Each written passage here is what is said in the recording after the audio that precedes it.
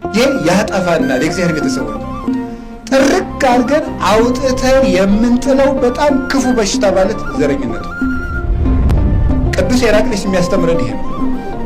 እንዲሁ ፈጽሞ ማለት ፈጽሞ ወልቆ ሊጠፋብን ልክ እንደ ክህደት እግዚአብሔር የሚጠላው ነገር ማለት ነው።